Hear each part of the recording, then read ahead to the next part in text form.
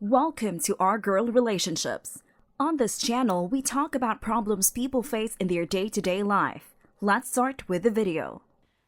I've 24F been with my fiancé 26M for almost 7 years, but have known each other for 8 years. I've known his dad, stepdad, and brother for about the same time as I met them when we were still friends.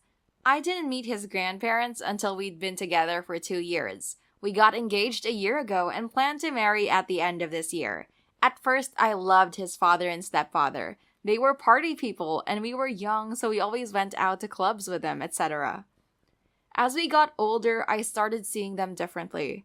My fiancé's father, Bert, 48M, and his husband, Fred, 41M, started saying slightly racist things. When we'd all go out to a restaurant together, Bert and Fred would just sit and make fun of people. "She's too fat to wear that. Oh, what's wrong with her teeth?" They turned into these judgmental a-holes, to be honest. I pointed out how rude they were being, and they started on me. Unfortunately, I wasn't brave or confident, so I never stood up to them again. But I did limit my contact with them.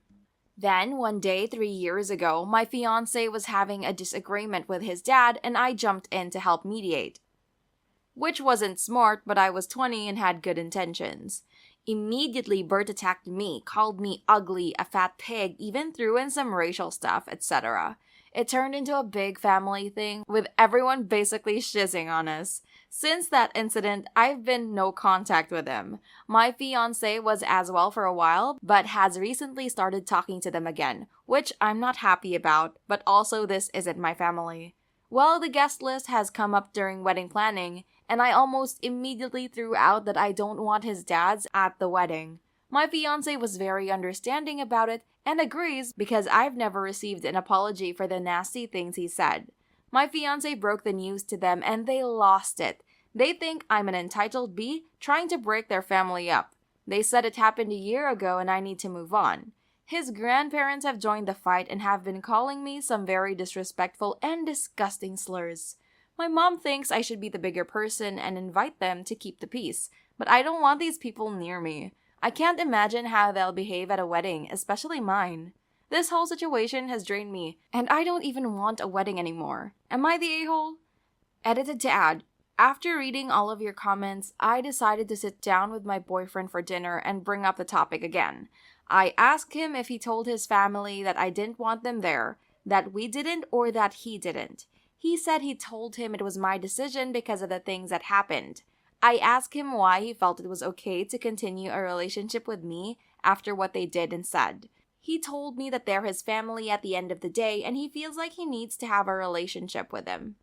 I asked why he felt that it was okay for them to apologize to him and not to me for what they did. He said that they hurt him as well when they attacked me and they seemed sincere about their apology, to which I responded, "But I haven't even gotten an apology." We went back and forth until I realized that this just isn't what I want anymore, for these big reasons and combined with a few small ones.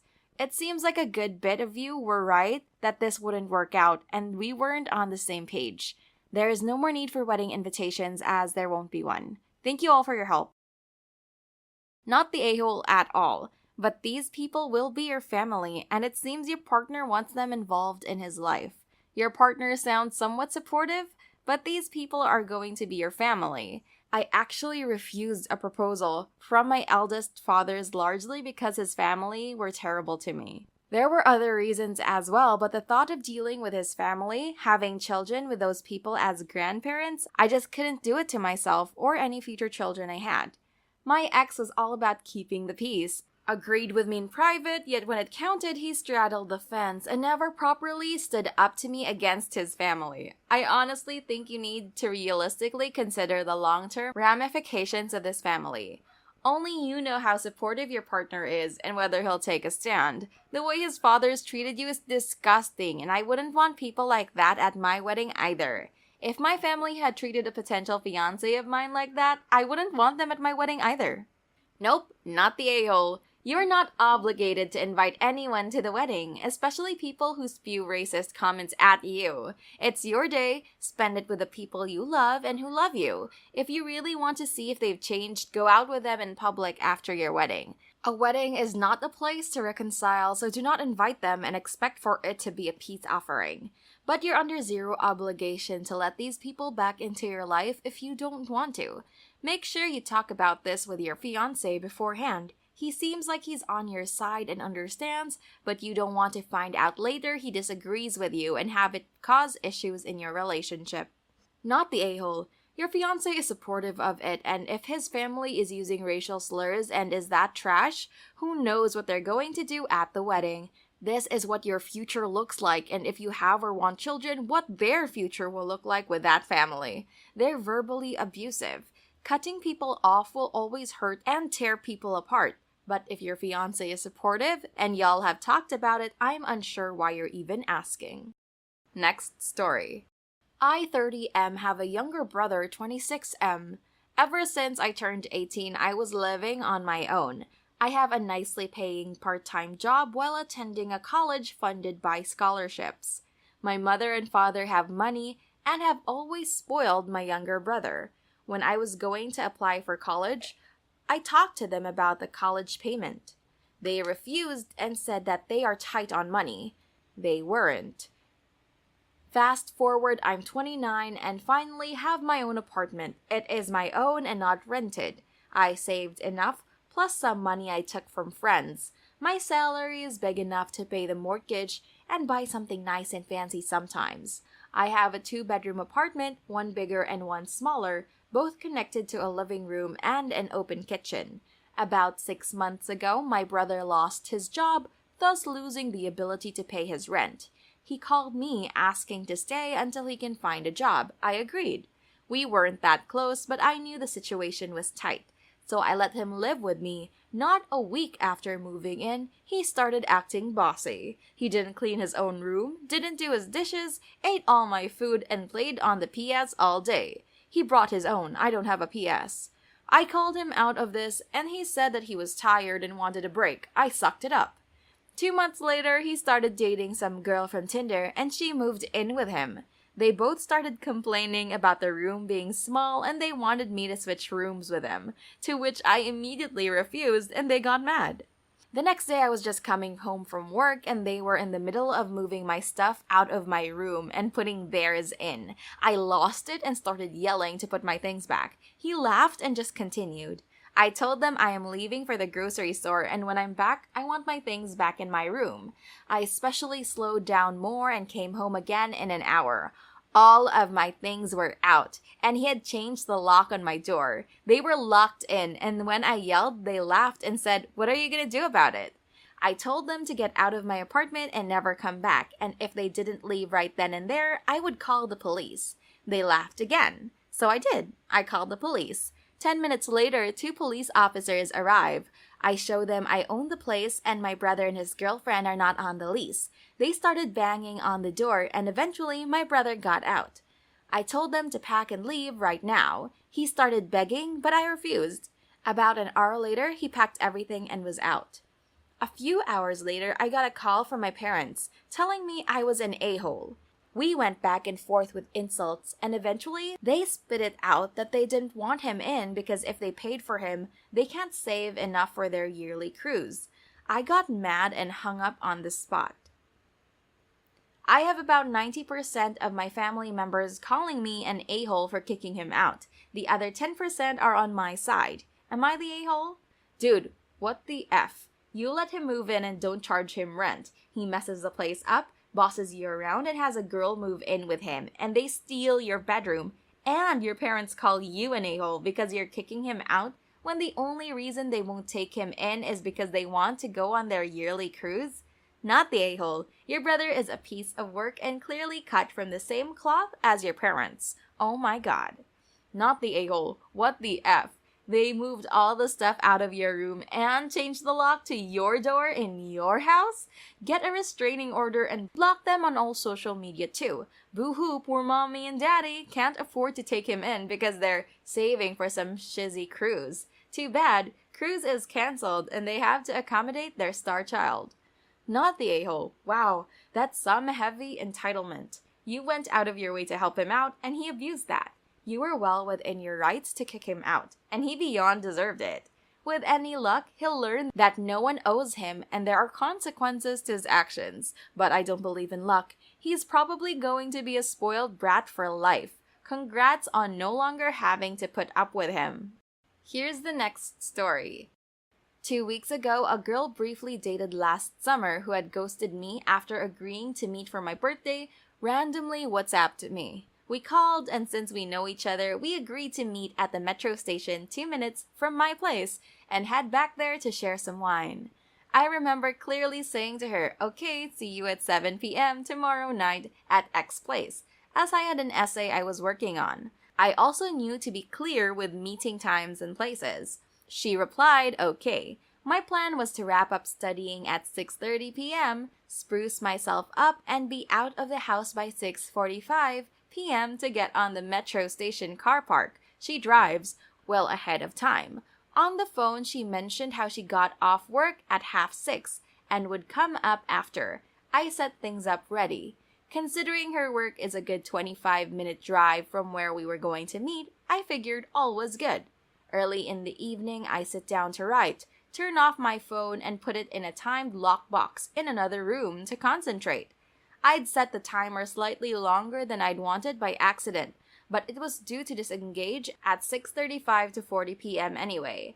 At 6:30 p.m., I sent her a message on WhatsApp web, accessible without my phone, saying I couldn't get to my phone for 10 minutes, but if she needed to call or text me, I'd keep the WhatsApp web open. Didn't deliver.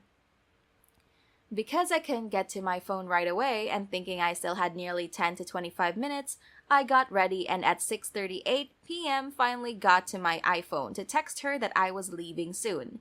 What I saw on my phone left me confused. She had tried calling twice, once at 6:23 p.m. and another 30 minutes later. She had also texted me "I'm here" and then a second text angrily saying I'm leaving after call 2. I saw that second text 2 minutes after she sent it. I called her back and she picked up. I tried stressing the point that I clearly stated a meeting time of 7 p.m. I can't help it if she turns up over 30 minutes earlier than that when I'm doing something else. She told me that when she said when she got off work around 6:30 p.m., that meant she would be there at 6:30 p.m. Go figure. She then goes off on me about not picking up, and I tell her about having my phone locked away in another room while I work, sending her a photo. She then starts saying how she drove all this way to see me, I wasted her time, and that she already made plans to go see a friend because I'd not shown up. I said that I could have A, given her my exact flat address, and B, had my phone more accessible. I did, however, also point out that around the same time she arrived, I sent her a message via the medium we had been exclusively exchanging messages, WhatsApp web, telling her about the phone being put away. I also stressed that she had only been driving for 2 minutes and that we could still make something of tonight. She turned this down and I calmly ended the call. Heard nothing since. Not the a-hole. I had a friend who did this years ago. Let's call her friend 1. Me and friends 2 to 4 organized her birthday lunch and mini party at friend 2's house. We all brought presents and cake. Time to start was 7 p.m. and friend 2 had decorated. We agreed to get there at 6:30 to put out food and gifts. Friend 1 arrives at 5:30, friend 2 hasn't even finished work yet, waits 8 minutes and then says as no one let her in, she had moved on to her next destination. We had a party anyway and still can't figure it out, but we didn't stay in touch with her after that. Not the a-hole. You communicated clearly the time you would be there and how she could reach you, but if she was confused and therefore understandably but unjustifiably mad, you tried to clear it up and she was still butthurt. My guess is that this girl has a problem with you having a life. In her head, you should have been waiting eagerly all day for her arrival, not just making sure you get there in time. Some people are like that. Had you continued dating, she probably would have tried cutting you off from your friends, family, and hobbies. It's not something to want out of a relationship. You did everything right, though. Here's the next story. I have a stepsister named Jane. Growing up, I got a lot more material things than Jane, due to having both parents involved in my life, and my dad making more money than hers. This led to extreme jealousy from Jane and a lot of acting out, hunger strikes to the point she had to be hospitalized, getting in trouble at school, and bouts of refusing to speak to anyone in the house. Jane was also extremely beautiful, and I always felt in her shadow due to that. Sometimes I feel like my mom was more on Jane's side than mine because she used to tear up and say how bad she felt for Jane and how awful it must be watching me get those things. She even considered moving out of the house for a couple of years so Jane didn't have to look at my things. Once, when Jane was throwing a fit, my mom snapped at her to stop because life isn't fair. And I probably want her looks just as badly as she wants my things. But life just isn't fair, and she can't have them, and I can never be as beautiful as Jane.